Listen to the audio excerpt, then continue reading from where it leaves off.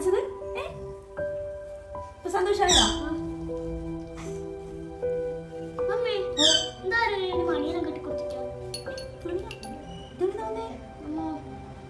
ഭഗവാനെ, ഭഗവാനെ അറിയാതെ എന്തെല്ലോ ചെയ്തു പോയി ഭഗവാനെ. എന്റെ തെറ്റ് പൊറുക്കണേ ഭഗവാനെ.